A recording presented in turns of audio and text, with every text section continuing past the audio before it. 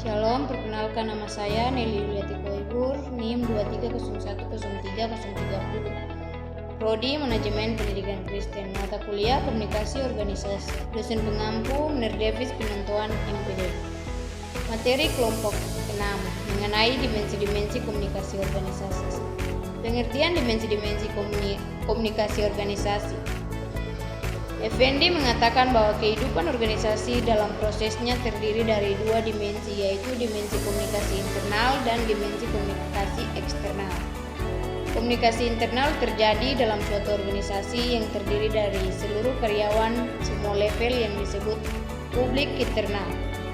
Istilah publik internal sendiri mengacu pada baik itu manajer maupun orang-orang yang menjadi bawahannya. Sedangkan komunikasi eksternal adalah komunikasi yang dilakukan organisasi pada publik yang dijadikan sasaran atau segmentasi. Definisi komunikasi internal dan eksternal. Komunikasi internal didefinisikan oleh Lawrence D. Bernan atau dalam Effendi 2005 sebagai pertukaran gagasan di antara para administrator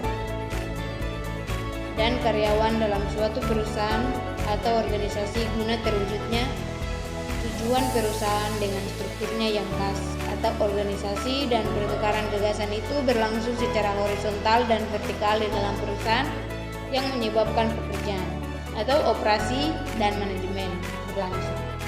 Komunikasi internal dalam sebuah organisasi ditunjang dalam beberapa bentuk antara lain, yakni komunikasi vertikal, horizontal, dan diagonal.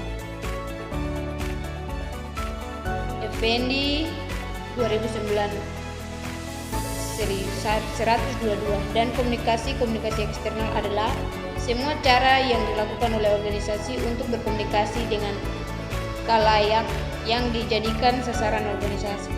Komunikasi eksternal ialah komunikasi antara pimpinan organisasi dengan khalayak di luar organisasi.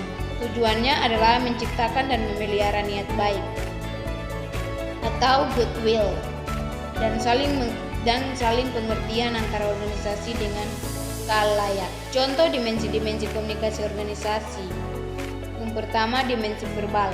Komunikasi verbal menggunakan kata-kata sebagai medium pertukaran informasi.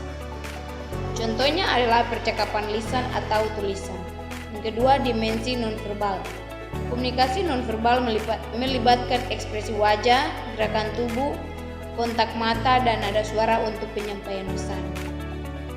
Gestur tubuh, senyuman, atau bahasa tubuh juga termasuk dalam dimensi ini. Ketiga, dimensi interpersonal. Fokus pada hubungan antara individu, melibatkan komunikasi antara dua orang atau lebih, seperti dalam percakapan sehari-hari. Yang keempat, dimensi pemetaan kepentingan. Menyelidiki kepentingan dan tujuan di balik komunikasi. Mengapa seseorang berbicara atau mendengarkan? Yang kelima, dimensi media sosial. Terkait dengan komunikasi melalui platform media sosial. Pesan disebarkan melalui Facebook, Twitter, Instagram, dan lainnya. Yang keenam, dimensi budaya. Memperhatikan bagaimana budaya mempengaruhi komunikasi. Norma-norma, nilai, dan bahasa yang berbeda memainkan peran di sini. Yang ketujuh, dimensi teknologi. Bagaimana teknologi memengaruhi cara kita berkomunikasi, misalnya pesan teks, email, atau panggilan video. Kesimpulan dimensi-dimensi komunikasi organisasi. Komunikasi organisasi merupakan elemen penting dalam kesuksesan atau suatu organisasi. Dengan memahami dan mengelola dimensi-dimensi komunikasi organisasi secara efektif, organisasi dapat mencapai tujuannya dan meningkatkan kinerja anggotanya.